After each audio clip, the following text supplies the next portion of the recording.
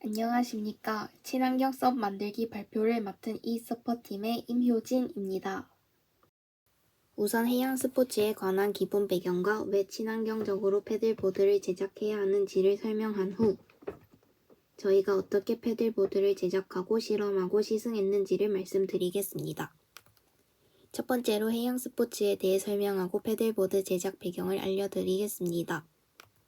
해양 스포츠는 동력 해상 레저 기구와 무동력 해상 레저 기구로 나뉩니다.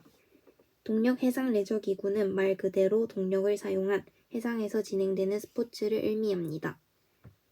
크루저 요트를 비롯하여 요즘 유행하는 웨이크보드와 제트스키 등도 여기에 포함됩니다.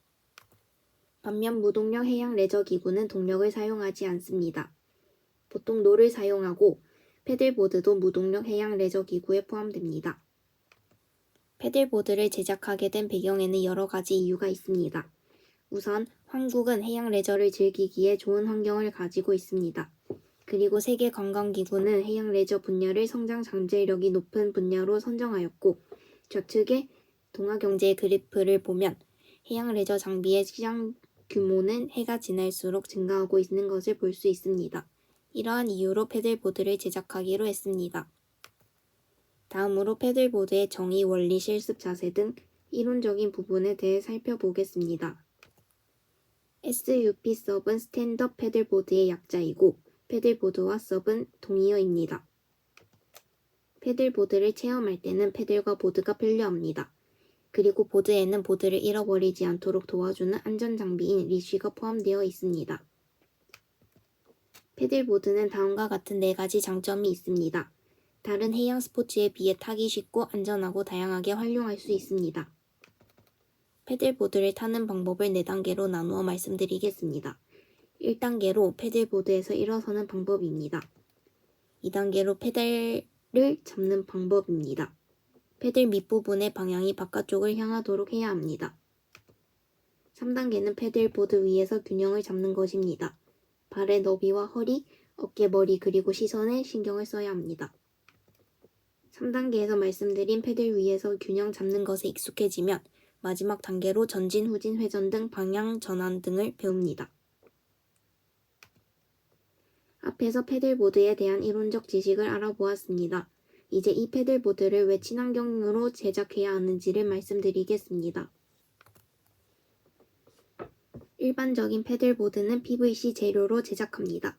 PVC에는 여러 가지 문제점이 있는데 우선 대부분의 PVC 원료는 염소입니다.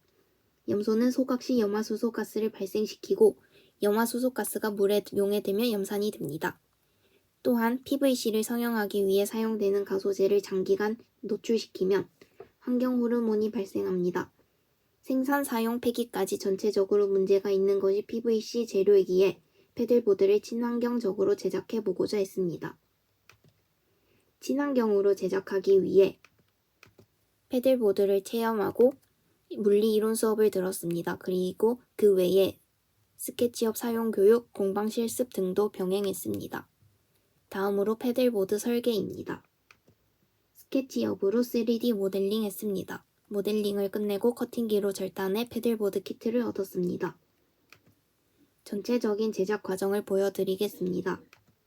하나씩 차례대로 살펴보면 3D 모델링을 하고 편백나무로 된 목재 키트를 얻었습니다.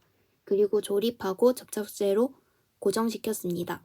불안정한 부분은 지지대로 고정시키고 중간중간 사포질을 했습니다.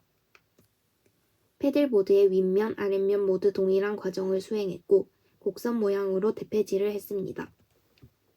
핀이 들어갈 부분을 만들어주고 저희가 원한 디자인으로 꾸몄습니다. 마지막으로 FRP 수지 처리를 해서 패들보드를 오래 쓸 수 있도록 했습니다. 이렇게 만든 패들보드가 물에 잘 뜨는지 확인하기 위해 부력 실험을 했습니다. 다음 사진에서 볼 수 있듯이 패들보드가 사람의 무게를 견디는 것을 확인할 수 있었습니다. 마지막으로 패들보드의 완성된 모습과 이를 태화강에서 시승하는 모습을 보여드리겠습니다. 패들보드 완성품의 뒷면, 정면 사진입니다. 태화강에서도 제작한 패들보드를 시승할 수 있었습니다.